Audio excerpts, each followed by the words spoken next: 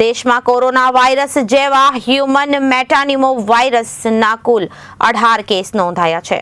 સોમવારે પુડુચેરીમાં વધુ એક બાળકનો ટેસ્ટ પોઝિટિવ આવ્યો હતો. અગાઉ 3 અને 5 વર્ષના 2 બાળકો સંક્રમિત જોવા મળ્યા હતા. પુડુચેરીના મેડિકલ સર્વિસ ડાયરેક્ટર વી રવિચંદ્રએ કહ્યું કે બાળકને તાવ ઉધરસથી તકલીફ થતી હતી. તેને 10 જાન્યુઆરીએ જેમ્પેરમાં દાખલ કરવામાં આવ્યો હતો. જો કે બાળક સ્વસ્થ થઈ રહ્યું છે.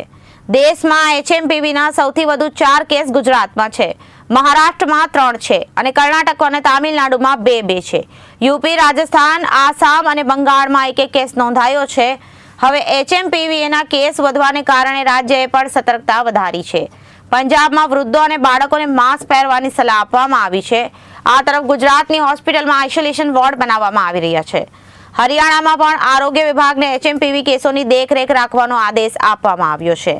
જ્યારે એચએમપીવીનું સંક્રમણ લાગે છે ત્યારે દર્દીઓ શરદી અને કોવિડ-19 જેવા લક્ષણો દર્શાવે છે. તેથી સૌથી વધુ અસર નાના બાળકો પર જોવા મળી રહી છે. તેમાંથી 2 વર્ષથી ઓછી ઉંમરના બાળકો સાથે સૌથી વધુ અસરગ્રસ્ત છે. કેન્દ્રએ રાજ્યોને ઇન્ફ્લુએન્ઝા જેવી બીમારી અને ગંભીર શ્વસન બીમારીઓ પર દેખરેખ વધારવા અને એચએમપીવી વિશે જાગૃતિ ફેલાવવાની સલાહ આપી છે. Bureau report, Janadesh news.